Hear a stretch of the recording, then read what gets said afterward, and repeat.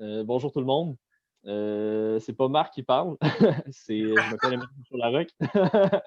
C'est ça, j'étais en contact avec Marc. On s'est déjà jasé une couple de fois pour parler de différentes choses. Puis à un moment donné, dans nos discussions, j'ai dit, crème, Marc, il y a des trucs que j'aimerais ça comprendre sur ta logique professionnelle, de vraiment de A à Z, des débuts jusqu'à aujourd'hui. Qu'est-ce qui t'en est sur les différents projets? Puis en parlant, ben, Marc a dit, ben, crème, on pourrait se faire un genre de euh, euh, discussion avec un expert inversé. Fait Exact. que Très drôle. donc, c'est ça. Je commence? Absolument. Parfait. Hem, Fait que c'est ça. Tu sais, dans ton parcours, tu as commencé, tu me corrigeras si je me trompe, mais comme, en faisant des études pour devenir avocat. Tu as fait ton barreau. En faisant ça, tu as fait des soirées d'humour qui t'ont amené, par la suite à travailler pour Juste pour rire. Tu as fait de la télé, tu as été gérant d'artiste, tu as parti, ton entreprise s'appelait Mon Classeur, tu travailles dans la pub, tu fais de la radio, puis tu as écrit des livres aussi. Tout ça, c'est des choses qui peuvent être interreliées, mais en même temps qui sont toutes complètement différentes, j'ai l'impression. Fait que je me demande vraiment à savoir comment est-ce que tu es parti du point A, puis vraiment étape par étape pour venir jusqu'au point Z, mettons qu'on est aujourd'hui, puis vers où est-ce que tu voudrais aller avec ça? OK. Alors, moi, je pense que dans des questions comme ça, il y a un bout qui est planifié, puis il y a un bout qui est à l'instinct. Puis le bout qui est à l'instinct, il répond à des choses qui nous gouvernent. Dans mon cas, ce qui me gouverne beaucoup, c'est le désir d'être très, très libre. Moi, je me suis monté une vie là, qui est comme sur mesure, si tu veux. Ça vient avec OK. un prêt à payer, parce que quand tu as un parcours en zigzag comme moi, ben, tu n'es jamais en train de monter aussi haut que tu peux, parce que, à quelque part, ton désir, c'est de faire tout ce que tu veux. C'est pas d'être le meilleur puis d'être le plus performant dans une catégorie. C'est d'être capable de jouer dans plein d'affaires. Moi, c'est ce pattern-là qui n'était pas autant réfléchi qu'aujourd'hui. Force est de constater que c'est ça. Ça fait que quand j'ai commencé, disons, ma nature profonde, c'est d'être un entertainer. Moi, j'étais au primaire, je faisais des sketchs devant l'école, etc. Ça fait que fondamentalement, je suis quelqu'un qui cherche à faire rire, qui cherche à mettre à envoyer du positif, si tu veux. Je ne suis pas à la base un analytique, puis ça s'est développé. Je suis plus quelqu'un qui est très rassembleur. J'étais exactement de même. J'étais le président de la classe. J'étais à la fois divertissant et rassembleur. Ça date de tout jeune. Puis, ce qui fait que j'ai choisi de tout faire, c'est que j'ai comme choisi de ne pas choisir. J'ai comme réalisé rapidement que tout le monde veut nous mettre dans une boîte, puis moi, j'ai refusé ça. Tu sais. J'ai fait, on peut être dans plusieurs boîtes, puis je pense qu'on l'est de facto. C'est juste que souvent, on va pousser une boîte parce que la société nous dit, bon, ben toi, tu vas être comptable, puis on y est, de gaieté de cœur ou pas, c'est selon. Puis une fois qu'on est là, on est là, puis on a une vie de comptable, puis on greffe d'autres choses autour. Ou vice-versa, on a une vie de famille, puis on greffe une job autour. C'est selon, tu sais. Moi, à quelque part, c'est comme j'ai refusé ça, tu sais. Ça fait que, bien entendu, le point commun de tous mes projets, c'est la communication. J'ai pas fait du droit maritime, du paysagement, puis des tartes au sucre. Là.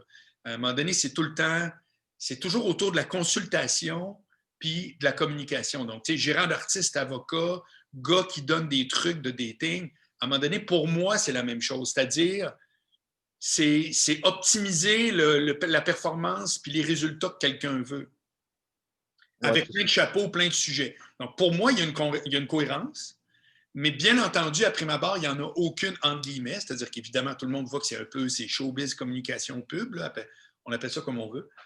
C'est pour ça que dans un studio de radio, je rayonne autant parce que c'est la seule place où toutes mes skills que j'ai développées sont réunies. C'est-à-dire que moi, dans une journée, je suis responsable des affaires juridiques du building de 300 condos où j'habite. Je fais de la radio avec Bouchard au 93. Je fais des podcasts dans lesquels je rencontre des experts. Tu fais Calvas. C'est comme, pour chacun de ces projets-là, il y a un côté de moi qui est interpellé, mais dans un studio de radio, tous les côtés sont interpellés. Parce que je rencontre quelqu'un avec qui il faut avoir des skills de com. Je rencontre quelqu'un, par exemple, qui va être en politique. Ben, il faut toujours bien que je sois informé sur son truc. Ça fait que toute cette espèce de parcours très, très large en étant spécialiste jamais de aucun domaine en particulier, en étant un genre de turbo-généraliste, ben, c'est sûr que je trouve tout le temps que ça se recoupe dans un studio de radio. Et depuis février, j'ai lancé mes podcasts parce que ça permet d'avoir cette liberté-là fois 12. Le défi, c'est de les monnayer. Mais j'ai une réelle plateforme maintenant, c'est extrêmement stimulant. Où est-ce que tu n'ajustes rien? Avec un podcast, tu n'ajustes rien. Tu fais exactement ce que tu veux, point barre.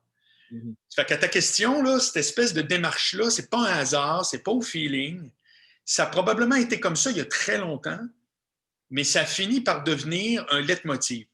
Puis je te dirais qu'il y a une grosse étape qui s'est terminée quand je suis allé donner mes spectacles à Paris, qui était en haut de ma liste de tout ce que je voulais faire.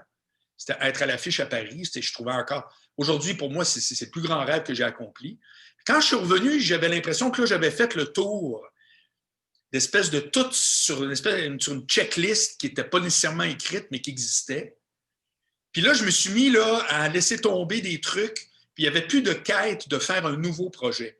Là, maintenant, ça a été la radio, les livres, tout s'est mis à focusser.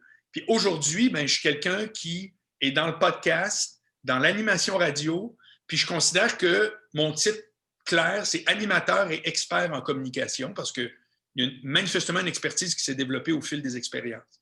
Fait que là, maintenant, je pousse beaucoup de contenu, mais c'est plus des expériences dans des industries et des domaines différents. C'est tout dans cet axe-là. Puis éventuellement, il y a de ces projets-là qui vont tomber en cours de route, puis c'est correct. Puis certains vont se cristalliser. Puis c'est la même démarche que j'ai depuis, je te dirais, 2010, où là, j'ai circonscrit d'année en année mon truc pour en arriver à la situation actuelle. Puis, est-ce que la situation actuelle que tu décris là, radio, tout ça, est-ce que, je vois dans deux sens, est-ce que c'est un accident de parcours que tout t'a amené vers ça naturellement? Ou est-ce qu'il y a un moment dans ta carrière que tu t'es dit, OK, j'aimerais ça faire de la radio, maintenant, qu'est-ce que je peux faire aujourd'hui pour m'amener à faire de la radio? Est-ce que c'est vraiment un accident que tu en as fait, qu'à un moment donné, une opportunité qui s'est présentée, tu te dis, crime, j'ai déjà le skill set pour ça, ou vraiment c'est un objectif pour toi à un certain moment d'y arriver? Moi, je te dirais que j'ai toujours été très fort sur visualiser les choses que je veux. Ça fait que de tout temps, un peu à l'instinct, ça date du cégep, j'étais quelqu'un qui se disait, voici ce que je veux, puis il faut maintenant que j'identifie les manières d'y parvenir.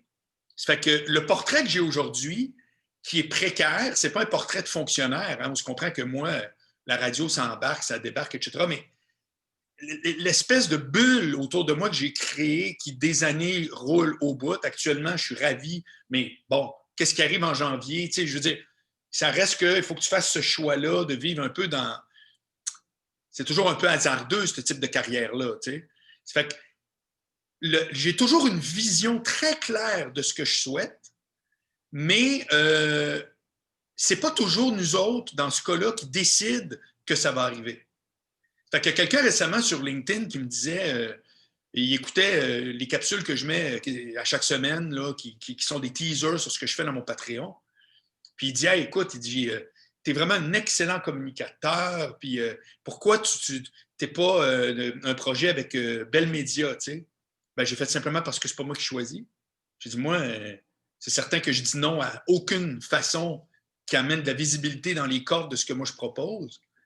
Puis tu vois, c'est ça la réponse, c'est que si tu choisis une carrière, quelle qu'elle soit, ou à quelque part, ça demande d'être choisi à répétition, ben, tu es constamment sur des sables mouvants, puis il faut que tu sois à l'aise dans cette zone-là, c'est mon cas. Sinon, ben, tu es choisi une fois quand tu commences ta carrière à 25 ans ou à 20 ans, puis tu restes là comme quelqu'un qui serait je ne sais pas, n'importe quel fonctionnaire, n'importe qui dans la fonction publique, un professeur ou autre, qui passe inévitablement toute leur carrière avec la même fonction. Moi, ça n'a pas été mon cas. Donc, dans ce cas-là, eux autres, ce qu'ils ont besoin de faire, c'est avoir une entrée en matière qui est forte. Puis après ça, c'est comme j'y suis, j'y reste. Dans mon cas, quelqu'un qui veut une carrière qui ressemble à la mienne, ben, il est obligé de se faire à l'idée que ça va constamment bouger, il faut constamment être en train de développer. Moi, je développe constamment depuis le jour 1. Il y a des fois que je trouve ça fatigant, c'est clair, mais c'est ce qui me ressemble. C'est-à-dire que pour moi, j'aurais été en prison s'il avait fallu que j'aille la même job toute la vie. Ça fait qu'il faut juste être conséquent avec qui on est, puis acheter le prix à payer, puis voilà, accepter que les bons côtés, ben, c'est ceux que tu as choisis, mais inévitablement, il y a un autre côté qui est plus moche. Mhm. Tu sais, comme tu dis là, ça te prend une grande capacité d'adaptation. pour à chaque jour être capable de te revirer sur LinkedIn aux besoins, puis sur les différents projets, tout ça. Est-ce qu'il y a d'autres qualités aussi que tu dirais que sans ça, Marc Boilard ne serait pas Marc Boilard aujourd'hui? Tu as besoin d'avoir une confiance en toi parce que si à un moment donné, tu fais, écoute, finalement, ce que je fais, c'est vraiment ordinaire et tout est mort, tu es littéralement mort. Donc, il faut toujours que tu trouves que tu amènes quelque chose que les autres n'ont pas. Il faut que ça fasse partie de ton ADN. C'est mon cas. Mais bien entendu, tu regardes tes chiffres, des fois, de ce temps-là, mes podcasts, ça stagne. Fait que tu fais comme coudonc. Peut-être que ça a donné ce que ça avait donné, etc. Puis peut-être, mais il ne faut pas que ça remette en question ta pertinence. Ça remet en question l'air d'aller, ça remet en question les canaux de distribution, ça remet en question de la façon que tu fais en sorte que ce soit connu. C'est inévitable. Mais il ne faut pas que ça remette en question la qualité de ce que tu offres. Fait que je te dirais qu'une confiance en soi inébranlable, il faut que tu le cultives. Sinon, puis après ça, ça vient avec le corollaire, c'est-à-dire ce que j'appelle la résilience. C'est-à-dire qu'il va y avoir des hauts et des bas. Il faut déjà que tu le prévois. Puis, je me plais souvent à dire, on n'appellerait pas ça des problèmes si on les choisissait. T'sais. Les problèmes, on ne les choisit pas. C'est des problèmes, c'est poche. On préférait pas les avoir, mais ils sont là. Puis ceux que tu as, ils vont te tomber dessus. Puis c'est pas ceux que tu aimerais avoir. Mais au final, les problèmes qui viennent avec un format de carrière, ils te conviennent si tu choisis cette carrière-là. Moi, mettons, je vais te donner une anecdote. Un jour, quand j'ai commencé à être gérant, il y a une fille qui était la productrice déléguée chez Juste pour rire avec qui je faisais le show. Donc, je produisais Jean-Michel Anctil, entre autres, là-bas, puis Cavana. Puis, elle me dit, en tout cas, elle dit, moi, elle dit, je sais pas comment tu fais. Elle dit, parce que moi, j'étais le gérant, mais elle était productrice. Puis, elle dit, je sais pas comment tu fais à être gérant. Elle dit, moi, je suis pas capable le soir de me coucher puis de me dire, là, il y a quelqu'un qui se dit, France s'en occupe, donc ça va bien aller, en parlant de sa carrière au complet. Puis, elle m'a dit ça, puis j'ai fait, elle a raison, mais moi, j'ai jamais pensé à ça. C'est-à-dire que c'est vrai ce qu'elle vient de dire. Moi, j'en avais 3 qui se couchaient le soir en disant, bah, c'est pas grave, Marc s'en occupe, moi, ça va bien aller. Il y a plein de monde qui ne peuvent pas dealer avec cette idée-là. Le monde veut des jobs, ils rentrent à 5 heures, c'est fini, ciao, bye, tu sais. Moi, il y avait des individus qui se disaient, avec lui, ma carrière va aller à quelque part. Ils ont tous eu raison, d'ailleurs. Fait que comprends-tu, ça a pris quelqu'un qui m'a dit ça pour que je réalise que ça venait avec la fonction, puis que pour plein de monde, c'était une source de stress invivable. Fait que je te dirais que ce qui est bien fait, c'est que quand tu es à ta place, il y a des problèmes tout le temps qui vont arriver, peu importe qui, mais les problèmes qui t'arrivent quand tu es à ta place, tu es fait pour. Moi, de ne pas savoir exactement si en janvier, je vais être capable de payer 100% revenu-dépenses, Dieu merci, je me suis géré pour avoir un coussin parce que des fois, ça arrive, donc finalement, ce n'est pas grave, mais c'est une situation qui ne peut pas être permanente. Ben moi, c'est un problème pour moi. Mais si tu me disais demain, il faut que tu te lèves, puis ton boss va te dire quoi faire toute la journée parce que tu es un employé, dépression instantanée. Donc, les problèmes que j'ai sont faits pour moi. Donc, je te dirais, ça, c'est une énorme qualité, attribut qu'il faut que tu regardes quand tu choisis ce dans quoi tu vas t'investir. C'est les problèmes qui viennent avec la job. Est-ce que c'est des problèmes que je peux surmonter avec une certaine aisance? Je ne peux pas te le dire mieux que ça. Oui, ouais, ça me parle, ça me parle. Plus que tu montes dans la hiérarchie de quelque chose, que tu montes dans l'eau d'une pyramide, il y a beaucoup de politique, je veux pas, qui s'incluent là-dedans. Surtout, j'imagine, dans le showbiz, ça doit être un milieu où est-ce que la politique est encore plus là.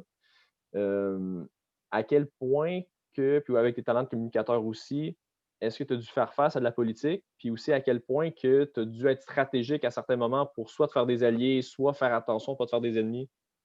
Est-ce que c'est déjà arrivé, ce genre de situation-là?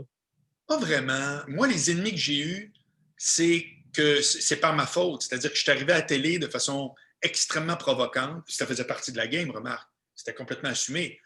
Mais ça a créé quelque chose que je n'avais pas vu venir, c'est-à-dire un backlash chez les décideurs. Moi, quand il y a un backlash, puis que la moitié du monde voulait m'arracher à la tête, puis l'autre moitié du monde m'applaudir, ça faisait partie de ma game. C'était totalement assumé et réfléchi.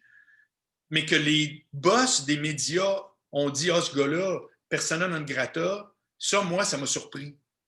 J'étais vraiment surpris de ça parce que je pensais que tout le monde comprenait dans le milieu le niveau dans lequel je jouais, mais la réponse a été non. Ça m'a extrêmement déçu. C'est que la politique, je n'ai pas eu à en faire à l'interne. Mais à l'époque, j'en avais fait entre guillemets, c'est-à-dire que sciemment, je provoquais le public pour avoir une réaction puis gagner en notoriété instantanée. ce qui a exactement été le cas. Maintenant, de la politique, je trouve que c'est très valable, j'ai aucun problème avec ça. Exemple, moi, en fin de semaine, je m'en vais voir Sylvain meeting parce que j'y parle de la suite, comment je vois ça pour la radio. Je vais voir mon client avec qui je fais des pubs, Groupe Saillant, puis je rencontre tout ce beau monde-là dans le même 24 heures. Pourquoi? Tu peux appeler ça de la politique si tu veux. En même temps, un autre pourrait dire c'est juste prendre soin des contacts avec qui tu travailles. Ça me fait penser quand je donnais des trucs de cruise. Le monde disait, pas le monde, mais certains gars, surtout, bizarrement, disaient que dans le fond, si c'était négatif, c'était être menteur ou manipulateur. C'est complètement faux. Être menteur, ça existe. Dire autre chose que la vérité, ça existe. Mais avoir un truc pour aborder puis pour se mettre en contact avec quelqu'un, c'est la même affaire que de mettre une cravate lors d'une entrevue au lieu d'un T-shirt avec une tache de moutarde. Dans les deux cas, je m'excuse, c'est le même individu, mais il y a une présentation qui fait au final une différence. C'est qu'il y a du monde pour qui faire de la politique, c'est comme par définition faire de la magouille. Non, non, non, non. Il y a une raison pour laquelle il y a un clavier entre mon ordinateur et le logiciel. Ça s'appelle une interface. Mon cerveau, en tout cas pour le moment, n'est pas capable de connecter direct avec Microsoft Word. C'est que ça prend un clavier. Bien, il y a un clavier entre tous et chacun qui s'appelle la politesse, qui s'appelle la séduction, qui s'appelle le savoir-vivre, qui fait en sorte que tout à coup, ta personne passe mieux, point barre. Je ne vois pas en quoi c'est malhonnête si toi, là-dedans, tu es honnête, si en réalité, tes intentions sont claires. Si tout ça est clair, si c'est un concept clair, bien de savoir comment t'y prendre, on peut appeler ça de la politique, c'est-à-dire parler à un, faire en sorte que tu n'es pas obligé d'être... C'est pas au détriment de personne. C'est à l'avantage de la relation que tu tentes de cultiver. Moi, je vois, pour moi, ça s'appelle le monde étatique a un mot pour ça, ça s'appelle la diplomatie. C'est pas pour rien que chaque pays a un envoyé dans tous les autres pays. C'est pour exactement ces questions-là. C'est qu'en dehors des choses formelles, il y a des choses qui se font à l'amiable, etc., des discussions. Tout le monde en sort gagnant. Ouais. Puis là-dedans, justement, dans tes contacts que tu as, est-ce que vu que tu as travaillé dans des petites sphères différentes, si on veut, comme la pub, le showbiz, tout ça, est-ce que tu as des contacts euh, que tu, en fait, des contacts que tu utilises, entre guillemets, à qui tu vas t'adresser pour t'aider dans différents volets? Est-ce que tu vas mettre en relation des personnes? Est-ce que tu joues un petit peu avec ça ou tu trouves Alors, que c'est pas pertinent du tout? le réseautage, c'est quelque chose qui est essentiel. Moi, je n'ai jamais été parfaitement conscient de tout ça, mais il reste que ça l'est. Quand je dis conscient, c'est que je ne le fais pas nécessairement comme un plan établi. Mais moi, j'ai choisi d'envie d'être très généreux. Je le dis absolument sans... Ça aura de l'air de la pire prétention au monde, je m'en fous. C'est une réalité. Si tu veux que je fasse la liste de mes défauts, tu vas voir, c'est très, très long. Mais j'ai aucun problème à dire que j'ai cette qualité-là, qui n'en est même pas une tant que ça, hein, parce que ça ne te revient pas tout le temps. Puis il y a une espèce de légende urbaine qui dit, ah, quand tu donnes, tu reçois. Des fois, tu ne reçois pas dans le même couloir, ça arrive d'ailleurs. Mon expérience, c'est pas ça. Moi, je pense que j'ai donné beaucoup, beaucoup plus que ce que j'ai reçu. Très honnêtement, à part à la naissance, là, la famille d'où je viens, là, c'est comme merci. Mais pour le reste, j'ai donné beaucoup plus que j'ai reçu. Puis c'est un choix qui ne va pas changer. C'est-à-dire que je pense qu'à un moment donné, on a des valeurs, puis il ne faut pas qu'ils soient négociables. Ça fait que si tu dis, moi, j'ai des belles valeurs, c'est toutes celles qui me donnent un retour sur investissement, ben moi, OK, mais moi, non. Moi, j'ai décidé que j'étais généreux, que je donnais de mon temps, que... Donc, oui, j'ai réseauté plein de monde qui ont eu des bénéfices ensemble pour lesquels moi, j'en ai eu aucun. J'ai plein d'exemples. Puis oui, une fois de temps en temps, on m'a fait une passe, mais j'en ai fait plus que j'en ai reçu. Puis j'ai décidé que c'était de même. C'est que ma réponse, dans mon cas, c'est que, tantôt on parlait de politique, je pense que c'est essentiel, puis c'est correct. Mais quand vient le temps de tomber dans l'exemple très précis du réseautage, ben c'est le gars rassembleur du primaire qui remonte. Puis tant mieux si, en vous mettant en contact, il se passe de quoi. Puis tant pis si moi, ça ne me donne rien. J'ai fait des choix. C'est que je pense qu'il y a des choix de valeurs qu'on fait qui ne doivent pas reposer uniquement sur le bénéfice qu'on en retire. C'est un peu ça ma réponse. Mais c'est très personnel. Ce n'est pas un conseil même. Je fais juste te raconter comment ça marche dans ma tête. Ouais, je te suis. Sinon, plus que tu travailles dans des organismes ou dans des domaines de haute performance où est-ce qu'il y a certaines élites qui vont se développer là, il y a toujours certains phénomènes d'ego qui vont finir par apparaître. Fait que je veux avoir ton opinion là-dessus. D'après toi, l'ego, on doit le considérer comme étant un allié ou comme un ennemi? Puis par rapport à ça aussi, la vulnérabilité de quelqu'un, que je trouve que c'est un peu l'opposé de l'ego, ou en tout cas, c'est ce qui pourrait aider à maintenir l'équilibre.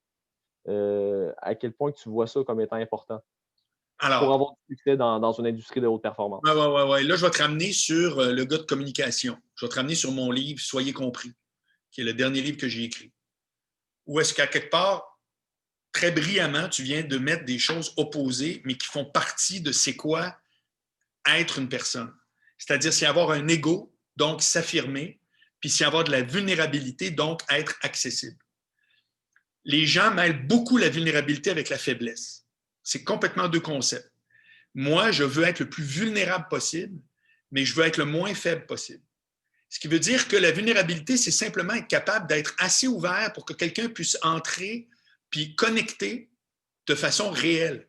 Si je ne veux pas être vulnérable, ça veut dire que je n'irai jamais dans mes zones plus fragiles ou est-ce que je suis plus sensible ou autre.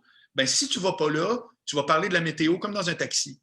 C'est pas ça connecter avec quelqu'un. Connecter avec quelqu'un, c'est montrer que ton ouverture légitime la sienne. Je ne peux pas le mettre plus clair que ça. Donc, l'ego, c'est quand on s'affirme, puis on fait bien de le faire. Parce que quelqu'un qui serait une bête de vulnérabilité, toujours en train d'écouter tous et chacun, mais what's in it for him? Parce qu'il va rester rien s'il ne s'affirme pas. Tout le monde va l'utiliser, puis lui, il va être content, faire « Ah, tout le monde m'aime. » Ouais, puis.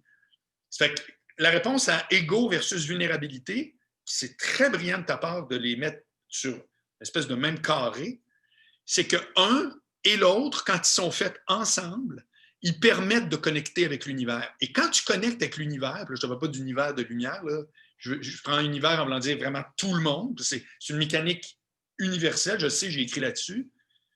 Quand tu es dans cette relation-là avec les autres qui te permet de connecter vraiment, moi, c'est ça que je peux te dire qui est ma plus grande force, c'est que tout devient plus facile. Moi, j'ai réellement une facilité dans la vie, dans plein d'affaires, et je sais que c'est parce que j'ai des habiletés à connecter. Et si j'ai des habiletés à connecter, c'est que je suis capable de faire une vraie écoute, donc d'avoir une vraie vulnérabilité, puis d'avoir un vrai ego, c'est-à-dire de pouvoir m'affirmer en temps et lieu. Après ça, ce n'est pas une science exacte. Évidemment, à force de parler avec du monde comme moi qui le vivent bien, ben, tu prends des notes puis tu avances, comme moi je l'ai fait avec d'autres. Je n'ai pas inventé ces affaires-là. Mais c'est ça que je peux te dire, c'est que l'ego puis la vulnérabilité, c'est le yin et le yang d'entrer en contact avec les gens. Puis quand tu le fais, tout devient plus facile parce que la base de tout, c'est connecter avec des gens. La base de tout, c'est du relationnel. Quand ton relationnel est fort, ben, tout va mieux. Je ne peux pas te dire plus simple que ça. Tout va mieux. Tout va non seulement mieux, mais tout est beaucoup plus facile. Puis, puis quand tu te retrouves à travailler avec quelqu'un que lui a un ego, euh, soit qui est mal géré ou qui n'est pas assez vulnérable ou trop vulnérable, c'est quelqu'un qui n'est pas dans un état d'équilibre comme ce que tu viens de décrire là. Toi, quand ça doit être un collègue de travail, quand ça doit être quelqu'un avec qui tu dois faire affaire, qui est dans une autre entreprise, tout ça, c'est comment est-ce que tu abordes cette personne-là? Est-ce que tu vas essayer d'y en parler un peu? Est-ce que tu vas identifier ce problème d'ego, de vulnérabilité-là que cette personne-là a, puis tu vas essayer de jouer alentour? Comment tu vis ça? Moi, j'ai vécu ce que tu dis avec Éric Duhem. J'ai passé 1 an avec Éric Duhem en studio, 4 heures par jour, du lundi au jeudi. Ça s'est très bien déroulé pour une raison, parce que j'ai identifié que c'était quelqu'un qui était plutôt sulfureux au niveau intellectuel, extrêmement facile à vivre, droit comme une barre, un petit garçon bien élevé, comme on dirait, là. Rien à redire au privé. D'ailleurs, on se voit encore, on est resté en très bons termes. On n'a même pas eu le proche d'une chicane, mais avec des idées moi, évidemment, je m'amusais à m'opposer à lui, puis ça faisait de la bonne radio. Et la raison pour laquelle ça a bien été, c'est exactement ce que tu dis, c'est que j'ai eu tôt fait d'identifier ce que je viens de te dire, et j'ai mis 100% de mon emphase sur le relationnel et non pas sur la tâche à accomplir. Je ne suis pas devenu le meilleur co-animateur avec Éric Duhem du jour au lendemain parce que c'était vraiment pas mon but. Mon but était qu'il se rende compte que j'étais quelqu'un en qui il pouvait avoir confiance, qui travaillait bien, puis avec qui c'était le fun, qu'il n'y avait pas de surprise, qu'il n'y avait pas de double discours. Tout de suite, mes antennes m'ont montré que ce gars-là accordait sa confiance difficilement. Puis effectivement, je l'ai gagné. Ça a pris 2 mois. Puis après ça, on était larron en foire, puis tout allait bien. On se respectait énormément, on était en contact, ça marchait au bout. C'est parce que j'ai donné une primauté au relationnel et non pas à me dire qu'il faut que je sois un très bon co-animateur. Qu'est-ce que ça a donné dans le concret? Bien, il y a des fois où tout à coup, je me disais, on s'est assez pogné tantôt, je n'ai pas besoin de recommencer. Il vient de tomber dans un sujet où je pourrais retomber, mais ça va faire un clash si ce n'est pas payant. Donc, mon schème, ce n'était pas si tu bon à radio. Mon schème, c'était est-ce que je développe ma relation avec Éric. Et ça, je suis convaincu de la démarche. Ouais. J'aimerais ça qu'on prenne chacun de tes projets que tu as là en ce moment, si ça te va, oui. Qu'on les décortique avec la logique en se disant, OK, de où est né ce projet-là? Comment est-ce que tu l'as mis en place? Aujourd'hui, comment tu le vis? Puis vers où est-ce que tu tends à l'amener? Parfait. C'est pas compliqué. Les projets que j'ai, actuellement, moi, je fais des publicités depuis 15 ans pour le groupe Saillant, qui a 4 concessions automobiles à Québec. Puis je fais de la radio du lundi au jeudi à 15 h. J'ai un segment avec Bouchard en parle, FM 93. Ça, c'est les sources de revenus, c'est ce qui est là, merci, bonsoir. Ce qui est en développement, c'est beaucoup de choses. C'est le podcast audio Angle mort, 5 jours par semaine. C'est discussion avec un expert, podcast, teaser dans LinkedIn pour amener les gens sur ma chaîne YouTube, écouter l'épisode qui dure entre 45 et 60 minutes, où j'interviewe des gens qui sont experts de leur domaine en espérant éclairer les gens, mais dans le milieu des affaires. Donc, c'est vraiment de l'expertise pour la business. C'est pas... si tu es jardinier, si tu es infirmière, ça par rapport. Il faut que tu sois dans le domaine des affaires, peu importe où, là, mais le domaine des affaires en général, ce qui est très propre à LinkedIn. Après ça, j'ai de retour du Vietnam que j'ai essayé de relancer. J'aimerais ça, c'est-à-dire c'est une conversation avec quelqu'un qui est récemment séparé et qui se demande comment on fait sur le terrain de la rencontre. Donc, un peu mon ancien personnage que je ramène, qui va être juste pour mon club privé. Mon club privé, c'est une façon de monnayer tout ça, donc mon Patreon. Et j'ai lancé aussi, ça fait beaucoup, hein, c'est même pas fini, j'ai lancé aussi des shows live sous le nom Chef Boilardier, qui est un peu un rassemblement de tous mes podcasts, une fois par mois à Québec, à Montréal. C'était parfaitement lancé, j'ai même trouvé mon concept, mais avec la COVID, etc., il a fallu annuler les dates qui, d'après moi, vont venir tout de suite au début de l'année. Moi, je pense qu'en janvier, je me remets là-dessus. Et puis ça, ben, c'est une offre de spectacle que je n'avais pas faite depuis 10 ans, mais très, très adaptée à mes concepts de podcast. Ça, c'est le portrait. La raison de ce portrait-là, c'est que je veux retrouver une autonomie en communication où je ne suis pas vulnérable ou dépendant des contrats de radio ou des contrats de tous ordres. Donc, le défi, c'est de monnayer ça en livrant du contenu. Puis ma démarche, c'est que jusqu'à Noël, aussitôt que j'ai un nouveau projet, incluant celui de ce soir, la réponse, c'est oui. Je pitch. Je suis un gars qui fait du contenu par semaine, c'est une affaire de fou. Et tranquillement, j'ai déjà commencé à voir, et ça, je pense que ça ne tiendra pas la route. Puis, au retour des fêtes, début janvier, il va y avoir une espèce de cristallisation des projets avec une nouvelle offre qui, elle, je pense, va avoir pris l'année qui vient de se passer, puis va permettre de générer des revenus, puis une nouvelle offre. Ça, c'est exactement le plan. Je ne peux pas te le mettre plus clair. Il est précis à mort. Donc, je suis en phase de développer du contenu tout azimut, mais ça achève. Bientôt, il va y avoir des choix, puis je vais circonscrire. Et tout ça a 2 objectifs. Le premier, c'est d'être capable de générer des revenus qui me rendraient le plus autonome possible, et pour une très longue période, voire l'éternité. En parallèle de ça, monter un catalogue, donc d'avoir des vidéos que tu peux vendre à la pièce, c'est déjà le cas. N'importe qui va sur marcboilard.com voit exactement ce que je viens de te dire. C'est tout cristallisé dans mon nouveau site.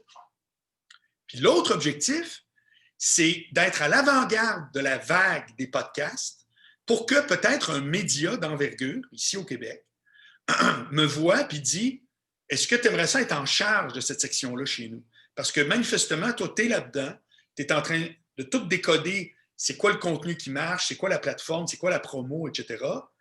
Viendrais-tu initier une espèce de volet podcast dans un média? Ça aussi, j'aimerais bien que tout ça serve à une espèce de vitrine.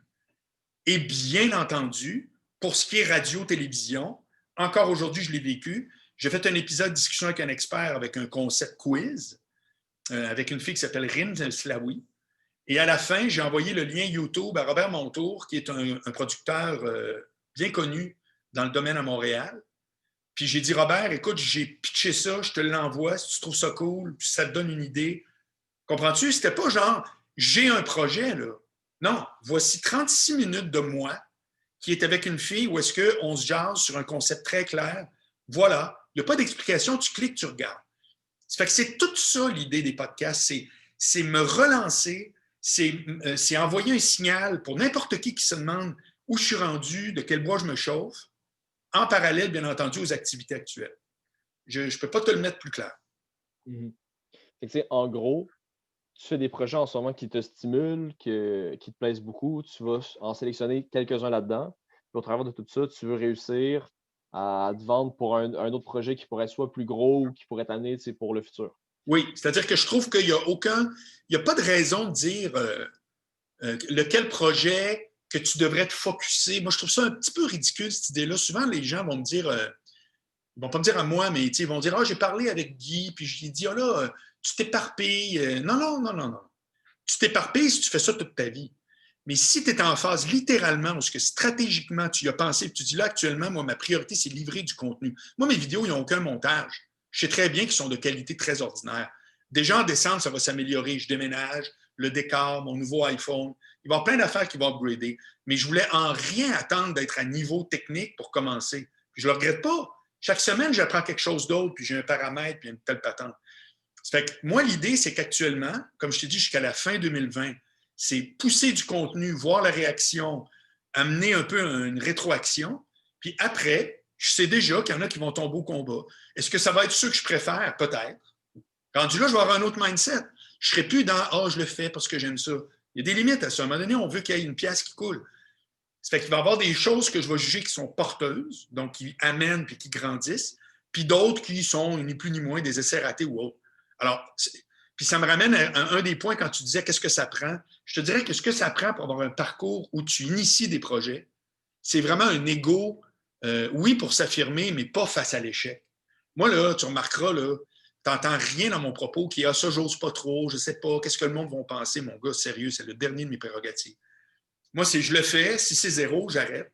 Si c'est bon, ça continue, c'est tout. Donc, c'est sûr que dans l'eau, ça arrête. Il y a un gars qui m'a fait un gars sur YouTube hier ou avant-hier m'a fait un commentaire super déplaisant sur de quoi j'avais de l'air dans ma vidéo de lundi, Angle mort, qui est en vidéo le lundi. Il a raison. Ma caméra est lettre, mon éclairage est lettre, j'ai de l'air un peu tout croche. Ça fait que c'est quétaine comme commentaire, tu diras. Mais au-delà de ça, ben oui. Ben, mais je m'en fous. Parce qu'après ça, ça s'arrange. Ah, un meilleur éclairage, tout ça. Déjà, ça va être mieux, ça va mieux paraître. Tu comprends? Mais non, à cause de ce commentaire-là, j'éviterai pas de le faire. Il y a aussi tout ça dans une démarche entrepreneuriale où tu dis, moi, je tire, puis après, je réfléchis. Tu comprends? C'est pas une planification de tous les instants. Puis 20 ans plus tard, on verra si on se mouille. Non, non, non.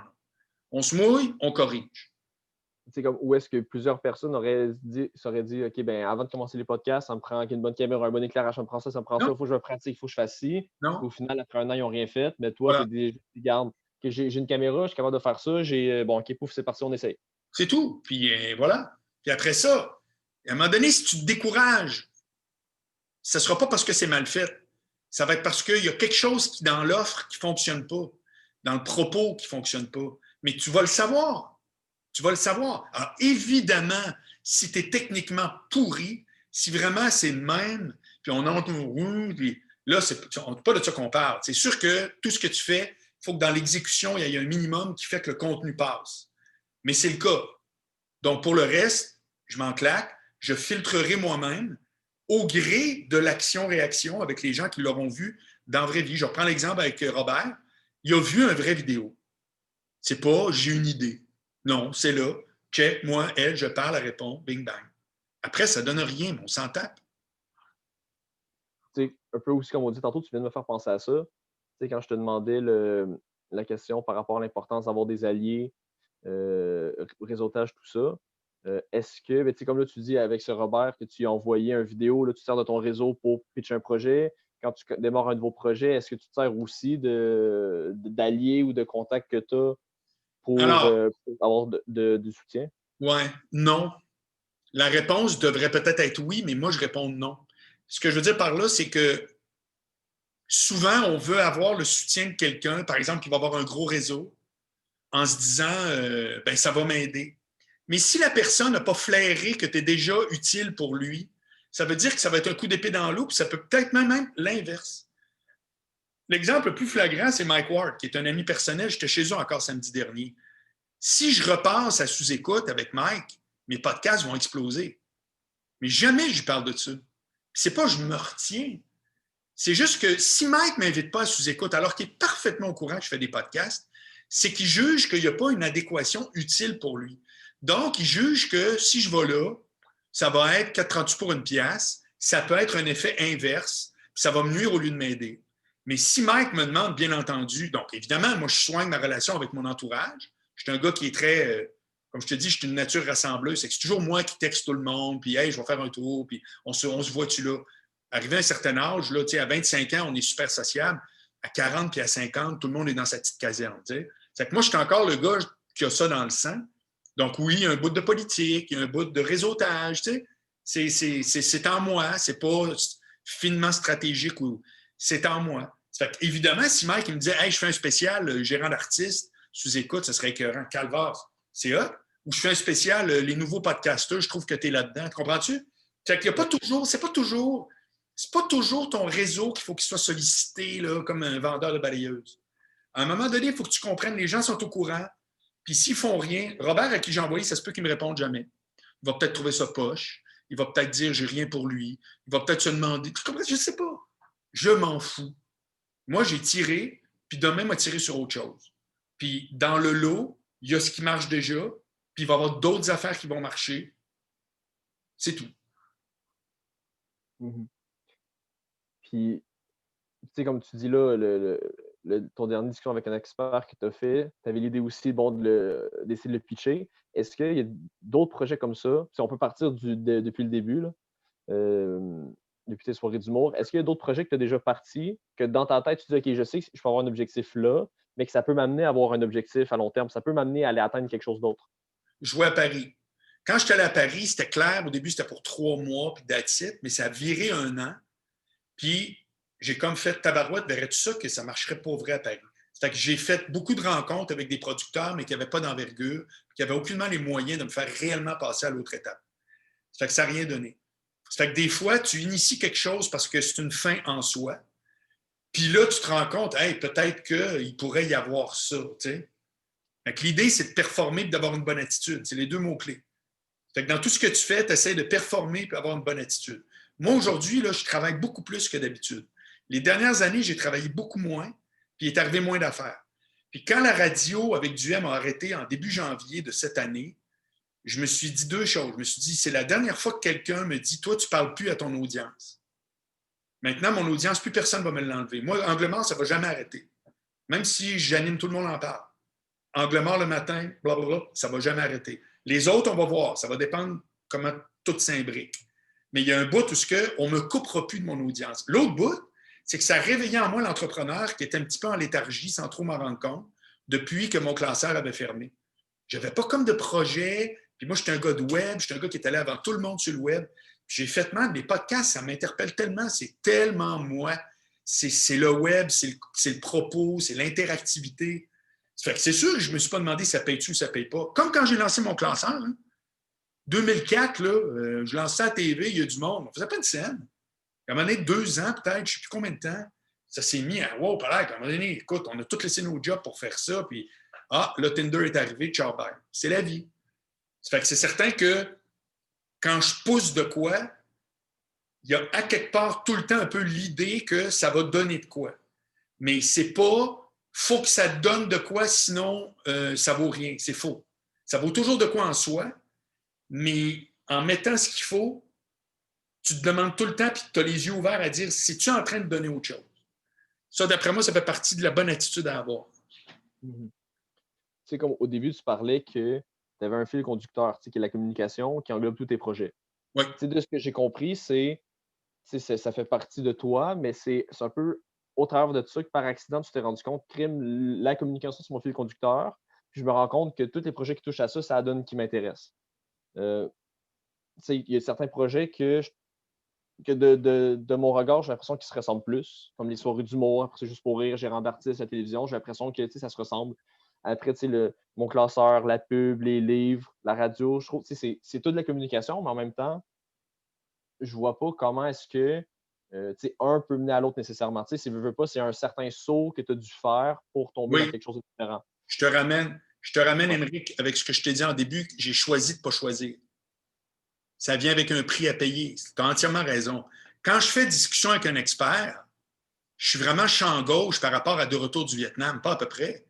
Puis, quand tu vas voir Chef Boilardi live, le monde me pose des questions, j'ai 10 minutes chrono pour répondre. Il y a un black, une autre question. On est dans une espèce de ligne ouverte live.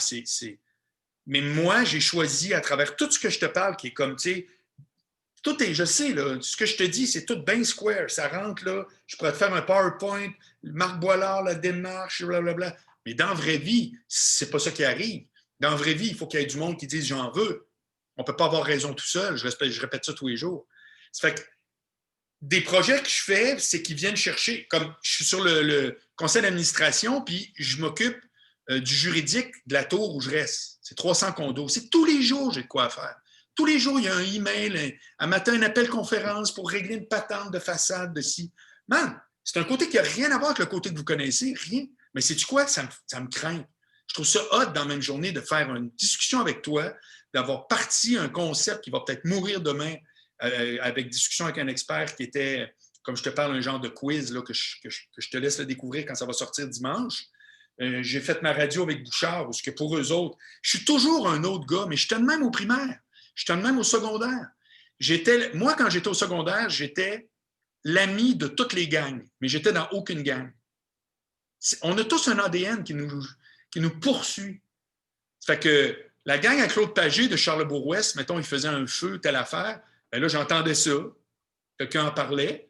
Puis j'arrivais, puis tout le monde tripait. Hey Marc, salut. Mais personne ne m'avait invité. Je n'étais pas dans leur gang. Puis après ça, je m'en allais au V13 à rue Saint-Jean, à discothèque, en autobus, à 18 ans. Puis j'arrivais avec Christian Fauché et Jean-Pierre Delage, qui n'avaient aucun rapport avec ma gang de nerds qui ont tous fini ingénieurs puis biologistes. Puis ils ne m'ont jamais invité. Mais à quelque part, Delage a dû me dire que, à soir, on va. Puis moi, je décidais d'y aller tout seul. J'ai toujours été l'outsider, comme Lucky Luke, le dernier carré qui s'en va tout seul dans le désert de dos, là. Mais que tout le monde dit bienvenue Marc. C'est que moi, ben, pendant une demi-heure, c'est bienvenue Marc au FM 93. Puis ici, c'est bienvenue Marc sur le conseil d'administration. Puis c'est Émeric qui dit hey, j'aimerais ça jaser, bienvenue Marc. Puis moi, je fais oui. Mais bien entendu que ça a envoyé un signal qui est tout sauf clair, mais je m'en tape.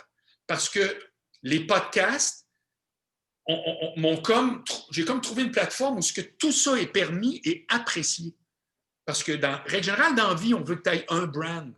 Mais le podcast, c'est intimement personnel. C'est authentique et spontané, c'est les deux mots-clés. Donc, tu peux aller où tu veux. Personne ne me reproche de dire hey, dans Angle mort, tu commences puis tu nous dis tout le temps, tu as fait du vélo, ton chum hier t'a dit ça. Non, parce que c'est ça. Et la radio à Québec ressemble beaucoup à un podcast. Contrairement à Montréal, où c'est très formaté, à Québec, je me souviens du M, il parlait de sa laveuse, il ne savait pas comment. Puis là, le monde nous écrivait que c'est ça la laveuse, puis là, l'autre. On a fait un concours, aller magasiner une laveuse avec Eric Duhem, tabarouette. Pense à ça, c'est malade. Mais les gens, quelque part, ils étaient quand même très interpellés par un quotidien très banal, parce que c'est comme ça qu'on joint les gens. T'sais. C'est comme ça qu'on se soude l'un l'autre. Ça fait que j'ai donc trouvé une plateforme qui me permet d'être plus authentique que jamais. Fait que j'espère que ça va aller dans ce sens-là. Mm-hmm. Tu sais, depuis tout ce qu'on parle depuis tantôt, c'est en gros, on décrit un peu la recette de succès de Marc Boilard. Est-ce que tu crois qu'il y a un genre de profil de personnes qui sont faites pour avoir du succès, comme tu dis, du fait que depuis que tu es jeune, tu te garoches un petit peu partout, tu t'entends bien avec tout le monde, tout ça. Est-ce que avec les autres qualités que tu as qui sont naturellement chez toi, est-ce que tu crois qu'il y a certains profils de gens qui sont faits pour avoir du succès, que des gens que malheureusement, eux, ne sont pas faits pour avoir du succès, avec les artistes que tu as côtoyés? Ouais. Non. Le seul point commun qui me vient en tête, puis probablement qu'il y en a d'autres, mais c'est ta capacité à entrer en relation avec autrui. J'ai rencontré, surtout moi, j'étais gérant d'artiste, rappelle-toi. J'ai rencontré plein de monde, gars et filles, qui avaient un réel talent, pour moi, évident, puis qui n'ont rien fait. Puis c'est leur capacité d'entrer en relation qui a bugué. Est-ce que C'était... tu penses ça serait-tu en lien un peu avec une certaine posture d'ego que ces gens-là pouvaient avoir? Ou tu penses que c'est pas du tout en lien Il y a avec ça? 1000 raisons. Elles sont toutes mauvaises, mais il y a 1000 raisons. Ça en est une. D'autres, c'est à l'inverse, c'était d'être trop gêné.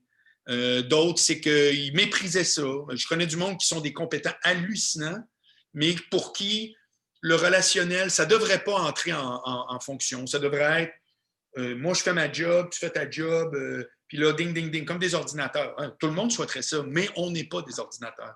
Petite nouvelle pour vous autres. Ça fait que moi, j'ai remarqué que ceux qui n'y arrivent pas, c'est souvent parce que le relationnel est manquant.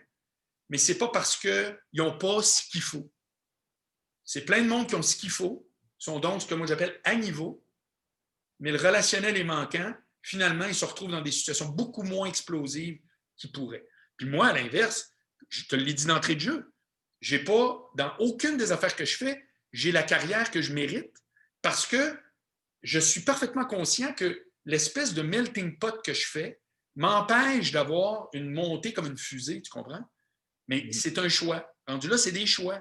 C'est le choix de faire beaucoup ou c'est le choix d'être focusé. C'est tout. Je fais juste dire que dans une démarche, c'est pas tout ou rien tout le long. Je pense qu'au début, il faut que tu t'éparpilles, tu fais des tests, tu mets ton ego de côté, puis à un moment donné, il y a des affaires là-dedans qui font que tu décolles. Moi, j'ai choisi d'être comme tout le temps en mode démarrage. Je suis un gars de première vitesse, je suis un fire starter, on dit en anglais. Bon, ben, ça, c'est mauvais côté, je viens de te les dire, puis ça en a des bons, ça me ressemble à mort. Je suis très heureux là-dedans, mais je suis parfaitement au courant que, comme tout le monde, c'est pas un profil parfait. Ça vient avec des lacunes. Puis le profil à succès, moi, je ne le connais pas, mais je pense que le profil à succès, où il n'arrive pas, c'est quand le relationnel est déficient. Ça, c'est ce que je pense. Puis penses-tu aussi que, tu sais, j'ai l'impression que tu te connais énormément. Tu sais, que si je te mets devant un miroir, en fait, si je te demande de fermer les yeux, tu pourrais exactement, tu sais, tracer ta propre image. Euh, Est-ce que, peu importe les qualités ou les défauts que les gens peuvent avoir, est-ce que tu penses que le fait d'apprendre vraiment à se connaître, puis d'être capable de vraiment se regarder, puis de voir tous les bons côtés, tous les mauvais côtés, est-ce que ça, tu penses que ça peut vraiment amener quelqu'un à avoir du succès dans peu importe? Ouais. Alors, moi, il y a trois que j'ai développées. Puis on va conclure là-dessus, à moins que tu aies une autre question, juste Ouais. pour que tout le monde sache que. Mais c'est un bon point, vraiment. Euh, depuis 5, 6, 7 ans, c'est pas clair, mais c'est pas 10 ans, mais peut-être 10 ans, mais en tout cas, c'est pas de tout temps. J'ai développé un immense intérêt pour la philosophie. La philosophie, c'est, si tu veux, pour moi, parce qu'il y a plusieurs définitions, c'est s'intéresser au pourquoi des choses. Donc, de tout temps, moi, j'ai été très intéressé à la vérité. C'est un concept qui m'a tout le temps interpellé. Qu'est-ce qui est vrai à travers ça? Pas ce qui fait mon affaire. Qu'est-ce qui est vrai?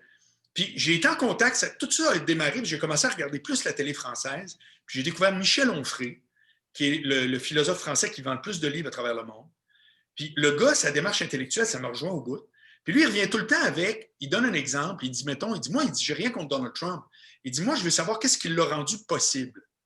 Qu'est-ce qui fait que tout à coup, Donald Trump est élu? C'est ça, moi, qui m'intéresse. C'est pas Donald Trump. Et cette démarche-là, moi, ça m'a explosé d'intérêt, puis je ne vois que ça maintenant. Tout ce qui m'intéresse, c'est le pourquoi. Alors, dans la vie, il y a des trucs, puis il y a des faits. OK? Mettons, des trucs, c'est, des faits, il fait moins 20, puis des trucs, c'est, il y a des trucs à 10$ sur Amazon.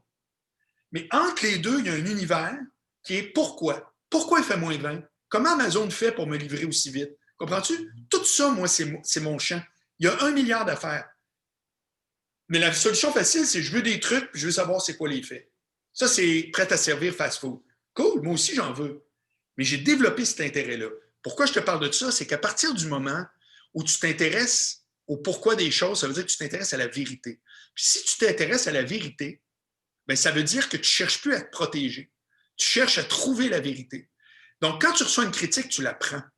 Parce que tu te dis, si dans cette critique-là, il y a de la vérité, je la veux.